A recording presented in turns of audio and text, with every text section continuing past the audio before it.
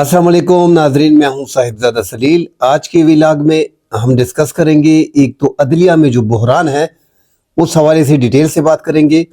जो अफगानिस्तान के deputy governor है उनका बेटा जो है वो दहशतगर्दी की कार्रवाई में कलदन तंजीम के साथ जो है जो सिक्योरिटी फोर्सेस ने इंटेलिजेंस बेस्ड ऑपरेशन किए हैं उनमें हलाक कर दिया है। एक बड़ी खबर साथ ये है। और सीनियर सहाफ़ी मारूफ एंकर इमरान रियाज जो है उनके हवाले से, उनके मुल्क से बाहर जाने के हवाले से एक दो ऐसे इंकशाफात हैं, उस पर बात करेंगे। नाज़रीन, मुल्क में 26वीं आईनी तरामीम के बाद हम देख रहे हैं कि मुल्क में अदलिया का जो सतून है वो हिल के रह गया है। मौजूदा हुकूमत ने या उसकी मर्जी मंशा शामिल है या नहीं है, इस हुकूमत को तूल देने के लिए और 26वीं आईनी तरामीम का सहारा लिया गया। 26वीं आईनी तरामीम आने के बाद 195A जो है, जिसके तहत मोस्ट सीनियर जज जो है, जो प्यूनी जज था जस्टिस मंसूर अली शाह साहब, उसकी जगह पे तीसरे नंबर के जज को, क्योंकि 26वीं आईनी तरामीम आ गई, उससे पहले सदर मुमलिकत ने सिर्फ साइन कर देना था और नोटिफिकेशन जारी कर देना था 175A के तहत। 175A के तहत साइन कर देना था कि मोस्ट सीनियर जज जो है वो सुप्रीम कोर्ट के चीफ जस्टिस होंगे। हालात अदलिया के टोटली डिफरेंट थे, उनका मूड लग रहा था, हुकूमत के बरखिलाफ जा रहा था, इस्टेब्लिशमेंट के बरखिलाफ जा रहा था। इसलिए 26वीं आईनी तरामीम लेके आए और हमने देखा कि 26वीं आईनी तरामीम किस तरह आई। हमने 26वीं आईनी तरामीम को पास होते हुए देखा, उसमें सहूलतकारी जो है वो हमने देखी। साबिक चीफ जस्टिस काजी फाइद ईसा ने 63A को 2 साल बाद कैसे उसकी नजरसानी मंजूर की, इसकी बेनिफिशरी कौन थे, हुकूमत को कैसे फायदा दिया गया, ये सारी चीजें नाज़रीन हमारे सामने हुई हैं। हमने देखा है कि 63A की नजरसानी यकदम मंजूर करने से हुकूमत को आसानी हो गई। तहरीक इंसाफ के और दीगर सियासी जमातों के रहनुमाओं को तोड़ के 26वीं आईनी तरामीम मंजूर करना 2/3 अक्सरियत से 5 तहरीक इंसाफ के मेंबरान असम्बली ने वोट डाला और 2 सेनेटर जो थे अख्तर मेंगल साहब के, उन्होंने वोट डाला। अब उनका वोट ज़मीर के मुताबिक था, बिका हुआ था, उनको राजी किया गया था, उनको उठाया गया था, उनको डराया गया था, वॉट एवर जो भी था। मगर ये सहूलतकारी काजी फाइज ईसा के टाइम में 2 साल से जो नजरसानी पड़ी हुई थी 63A की, उसको जो है वो मंजूर किया गया। बाद आज़ान 26वीं आईनी तरामीम आसानी से पास हो गई। अब नाज़रीन, 26वीं आईनी तरामीम के बाद सुप्रीम कोर्ट के चीफ जस्टिस जो है तीसरे नंबर 3 रुकनी पैनल जाएगा। 3 रुकनी पैनल गया, उसके मुताबिक जस्टिस यहया अफरीदी के नाम पे कुरा जो है वो निकला और उन्हें चीफ जस्टिस सुप्रीम कोर्ट बनाया गया। इसी तरह आईनी बेंच 26वीं आईनी तरामीम के तहत आईनी बेंच को अलहदा किया गया, जिसके टोटल 100-200 केसेस थे, सारी पावर आईनी बेंच को दी गई।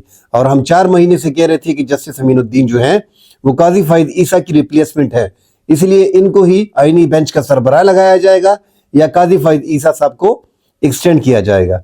वही हुआ नाजरीन, और जस्टिस अमीनुद्दीन को जो है वो आईनी बेंच का जो 4थे नंबर के जज थे उनको उठा के आईनी बेंच का सरबराह बनाया गया और 7 रुकनी बेंच जो है वो आईनी बेंच बना दिया गया है। उनमें जो जज रखे गए हैं जुडिशल काउंसिल में, हम देख रहे हैं कि सारे इख्तियारात 26वीं आईनी तरामीम के तहत वो चले गए हैं सुप्रीम जुडिशल काउंसिल में। सुप्रीम जुडिशल काउंसिल में जो है वो एग्जेक्टिव की जो है वो वोटिंग होती है वहां पे और हुकूमत की वहां पे बढ़तरी है, तो आसानी से बेंच बनाए जा सकते हैं, आसानी से जजेस को लगाया जा सकता है। जिस तरह हम देख रहे हैं कि जजेस को पीपल्स पार्टी अपने वकला जो जियाली वकला हैं उनके नाम दे रहे हैं बतौर जज के लिए, मुस्लिम लीग नून अपने नाम दे रहे हैं अपने वकलाओं के बतौर जज के लिए। तो ये हालात हम देख रहे हैं, हम कहते आ रहे हैं कि अब ये अदलिया जो है ये सियासी बन जाएगी। नाज़रीन, उसी तरफ कदम है, बात व्लॉग मजीद लंबा हो जाएगा। आसानी की तरफ आता हूं। जो आजकल बहरान दोबारा क्रिएट हो गया है वो है इस्लामाबाद के जो 5 जजेस हैं जिन्होंने दोबारा खत लिखा है। उन्होंने खत लिखा है, उन्होंने उसमें क्लियर किया है कि जो इस्लामाबाद जो लाहौर हाई कोर्ट से 15 नंबर के जज को आप लेके आ रहे हैं, इसको ना लेके आए। और जो मोस्ट सीनियर 3 जजेस हैं जो आपने 26वीं आईनी तरामीम के तहत जो 3 जजेस का पैनल जाएगा, तो इस्लामाबाद हाई कोर्ट में जो जजेस हैं सीनियर, उनके 3 नाम जाएं और उनमें से एक को चीफ जस्टिस लगाया जाए। और बाकायदा सदर मुमलिकत को और चीफ जस्टिस को ये खत 5 जजेस साहिबान ने लिख लिए हैं।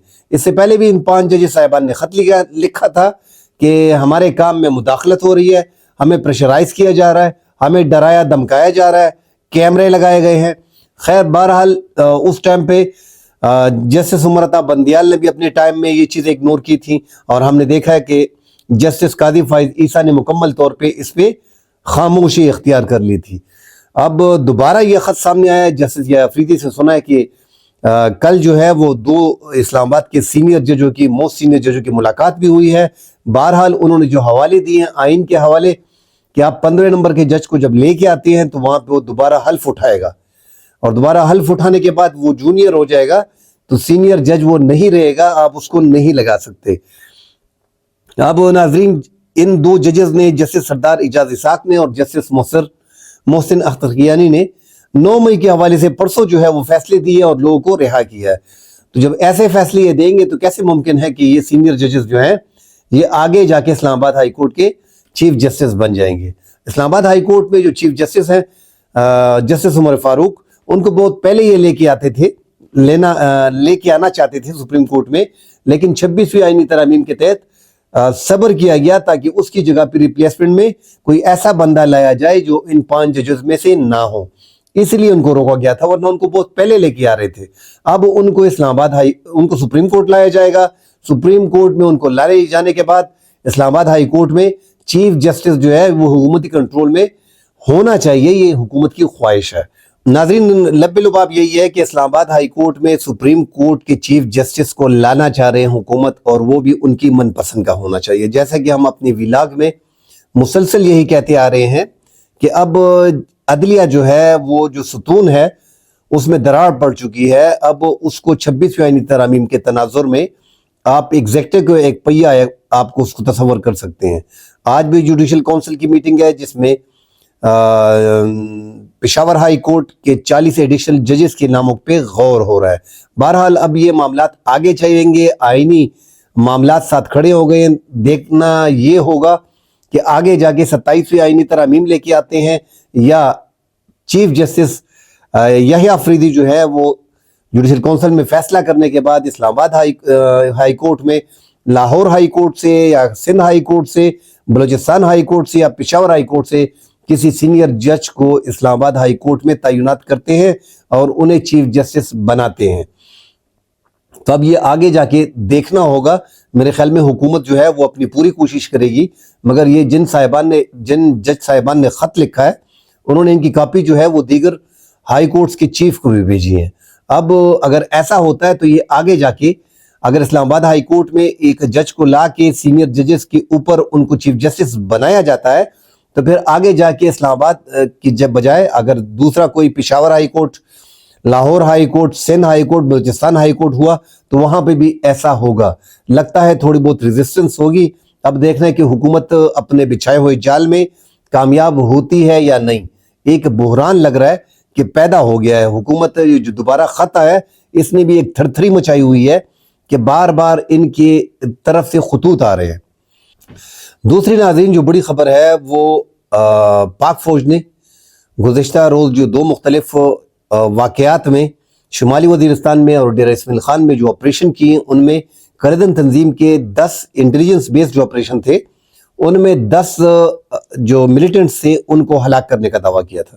ان میں ناظرین ایک نام سامنے آ رہا ہے کہ اس جو 10 ملیٹنٹ ہیں ان میں 2 ہیں، ایک افغانی ہے اور ایک جو ہے وہ بھی افغانی ہے مگر وہ ڈپٹی گورنر ہے افغانستان کا۔ یہ جو افغانستان کا ڈپٹی گورنر ہے برائے بغدیس کا بیٹا بدر الدین عرف یوسف، یہ بھی ڈیرہ اسماعیل خان میں کراچی میں سیکیورٹی فورسز کا نشانہ بنا ہے اور سیکیورٹی فورسز نے ان کو ہلاک کر دیا ہے۔ جو کارروائیاں پختونخوا میں ہو رہی ہیں اس میں اس ٹائم پہ زیادہ لگ رہا ہے کہ تحریک طالبان پاکستان میں یا دیگر کلدن تنظیمیں جو ہیں ان میں افغان باشندوں نے جو ہے پارٹیسپیشن شروع کر دی ہے اور وہ بھی باقاعدہ آپریشن کر رہے ہیں، وہ بھی باقاعدہ ان کلدن تنظیموں میں شامل ہو گئے ہیں اور سیکیورٹی فورسز ان کے خلاف آپریشن کر رہی ہیں۔ تو یہ جو نشانہ بنائے گئے ہیں افغان ڈپٹی گورنر کے بیٹے جو ہے بدر الدین عرف یوسف، اس کو جو ہے بیچ میں ہلاک کیا گیا ہے۔ تو یہ ایک ساتھ بڑی خبر ہے۔ ساتھ ناظرین عمران ریاض جو معروف اینکر ہیں، صحافی ہیں، بڑا نام ہے، بڑی سختیاں انہوں نے برداشت کی ہے. وہ جو خود بتاتے ہیں تو ہمارے بھی رونگٹے کھڑے ہو جاتے ہیں. کافی محنت کی اس نے, وہ واقعی ٹکر کے لوگ تھے, کھڑا تھا, ڈٹ کے مقابلہ کیے, اس میں کوئی دو رائے نہیں ہے. مگر اس نے ایک لائن لے لی تھی کہ عمران خان حق پہ ہیں اور یہ باقی پارٹیاں حق پہ نہیں ہیں. اب اس کی ان کو سزا دی جا رہی ہے. ہم پاکستان میں دیکھ رہے ہیں کہ بہت سے صحافی آج کل بڑا کلیئر ہو گیا ہے, بڑے صحافی ہیں جو نون لیگ کے لیے, پیپلز پارٹی کے لیے بڑی کلیئر لائن لیتے ہیں. اس ٹائم پہ ان پہ سختیاں ہیں اور انہوں نے کافی سختیاں سے پہلے بھی برداشت کی. 142 دن انہوں نے جو ہے وہ ناکردہ سزاؤں کی گناہوں میں ان کو قید کیا گیا, ان پہ تشدد کیا گیا, انہیں مینٹلی ٹارچر کیا گیا, ان کی فیملی کو, ان کے کاروبار کو تباہ کیا گیا, ان کے گھر کو پرسوں جو ہے چکوال میں آگ لگائی گئی, فارم ہاؤس کو. تو اس میں کوئی دو رائے نہیں ہے. مگر انہوں نے ایک کلیئر سٹانس لیا تھا اسٹیبلشمنٹ کے خلاف, موجودہ پی ڈی ایم کی گورنمنٹ کے خلاف, اور عمران خان کے ساتھ کھل کے وہ کھڑے ہیں. اور اس بار جو ہے ان کو زیادہ جو ہے وہ ہدایت تھی کہ وہ پختونخوا میں رہیں. پختونخوا میں پاکستان تحریک انصاف کی حکومت ہے, یہاں پہ وہ سیف رہیں گے. وہ یہاں پہ بھی سوات میں رہے. اور کل انہوں نے ایک یوٹیوبر کو ایک انٹرویو بھی دیا ہے, اس میں اس نے ڈیٹیل بتائی ہے. مگر ناظرین, ہم جو بتانا چاہ رہے ہیں اس میں ہم نے پورا ریکارڈ چیک کیا ہے جو عمران ریاض بھائی نے ویلاگ کی ہیں. ان ویلاگ میں جو انٹرویو دے رہے ہیں کہ 8 گھنٹے وہ پہاڑ پہ چڑھے, پھر دوبارہ وہ 8 گھنٹے نیچے آئے, 7 8 10 دن ان کو لگے. تو دسمبر میں ان کے 2024 دسمبر میں ہی بات چل رہی تھی کہ وہ پاکستان سے نکل گئے ہیں. مگر ہم دسمبر سے اور دیکھ رہے ہیں نومبر دسمبر سے ہم نے ان کی ویلاگ کا مکمل جائزہ لیا. ان کی ویلاگ میں جو ہم نے دیکھا کہ مسلسل آپ اس کو دیکھ سکتے ہیں. عمران ریاض کا آپ یوٹیوب چینل سرچ کریں, اس میں آپ جائیں. اس میں 2024 دسمبر 2024 میں خبر آئی تھی کہ عمران ریاض جو ہے وہ ملک سے باہر چلے گئے ہیں. اب اس کے بعد جتنے بھی نومبر میں سارا مہینہ آپ ویلاگ دیکھ لیں تو ہر مہینے میں عمران ریاض نے 2 ویلاگ کیے ہیں. دسمبر میں 28 دن ہے اور 2 ویلاگ اس نے کیے ہیں. اور اس کے بعد اس نے 3 ویلاگ ایک دن میں کیے ہیں. تو یہ پورا 17 گھنٹے جو ہے وہ پہاڑوں پہ چڑھے, 8 گھنٹے 7 گھنٹے, پھر 6-7 دن غائب رہے. تو اس دوران ویلاگ کرنا بڑا مشکل ہوتا ہے. دیکھیں ویلاگ ایسا نہیں ہے ہر دن آپ کو ویلاگ کرنا پڑتا ہے, اس کے لیے آپ کو بیٹھنا پڑتا ہے, آپ کو ساری معلومات اکٹھی کرنی پڑتی ہے. صحافی کے لیے ایک چھوٹی سی لائن جو ہے وہ اگر مل جائے کہ فلاں بندہ اغوا ہو گیا, بس اس کے لیے وہ بڑی خبر ہے, اس کی وہ ڈیٹیل نکال کے اس سے 1 گھنٹہ اس پہ بحث کر سکتا ہے, بات کر سکتا ہے, اس کو تجزیے کے طور پہ پیش کر سکتا ہے. اس میں کوئی دو رائے نہیں. مگر یوٹیوب پہ آپ جب اپنا ویلاگ کرتے ہیں تو وہ ٹائم لیتا ہے. اب ہم نے مسلسل دیکھا نومبر دسمبر جنوری فروری, جنوری تک یہ 3 مہینے آپ دیکھ لیں. اس سے پہلے بھی اگر آپ جاتے ہیں تو ان کے ویلاگ مس نہیں ہوئے. انہوں نے ایک دن میں 2 ویلاگ اور دسمبر میں 3 ویلاگ, اس طرح ویلاگ انہوں نے کی ہے. تو یہ یہاں پہ تھوڑا سا وہ شک پیدا ہوتا ہے کہ 7 پہاڑوں پہ چڑھتے انہوں نے ویلاگ بھی کیا تھا. مسلسل ویلاگز جو انہوں نے کیے بڑے آرام سے, بڑی تسلی سے, تمام تر خبریں جو پاکستان میں ایشوز تھے کرنٹ افیئر کے ان پہ انہوں نے کھل کے بات کی ہے. آپ ان کا بے شک پورا ویلاگ چیک کر لیں. دوسرا ناظرین, ان کی فیملی جو ہم بار بار کہہ رہے تھے کہ ان کی فیملی جو ہے وہ پاکستان سے چلی گئی تھی, تو اسٹیبلشمنٹ جو ہے ان کی تو تحریک انصاف کے ایک بندے پہ نظر آیا, اسپیشلی عمران ریاض کو, ان کو تو تھریٹ تھے. اس سے پہلے ایک صحافی ارشد شریف شہید جو ہے وہ ہم کھو چکے ہیں, عمران ریاض کو نہیں کھونا چاہ رہے. اللہ ان کو لمبی زندگی دے. ایک تگڑا صحافی ہے, ایک بڑا نام ہے, انہوں نے بڑی محنت کی ہے یہ نام بنانے میں اور بڑا عرصہ ان کو لگا ہے, اور وہ اپنے جو ذہن میں ان کو لگ رہا ہے وہ حق پہ کھڑے ہیں. اس کے لیے بھرپور فائٹ اس نے کی ہے. اگر ان کو جان کو خطرہ تھا تو ان کو نکلنا چاہیے تھا, اس میں کوئی دو رائے نہیں. وہ گئے, آپ ایسا سمجھے کہ اس نے ہجرت کی ہے, مگر ساتھ یہ جو بتا رہے یہ میل نہیں کھا رہا. ان کے بچوں کو کیسے باہر جانے دیا گیا, اس کے بعد ان کے فارم ہاؤس جو چکوال میں تھے ان کے جانے کے بعد وہ جلانے کی کیا ضرورت تھی. اور یہ جو ویلاگ نان سٹاپ انہوں نے کیے اس میں ایک دن بھی ایسا نہیں ہے کہ وہ ناغا ہے. تو آیا اگر یہ 17-18 گھنٹے پہاڑوں پہ رہے اور 7-8 دن انہوں نے افغانستان میں مشکل کاٹی, پھر مسقط گئے, پھر قاسم سوری نے ان کو سپورٹ دی, مگر ساتھ یہ کہیں اس ویلاگ میں بریک نہیں آیا.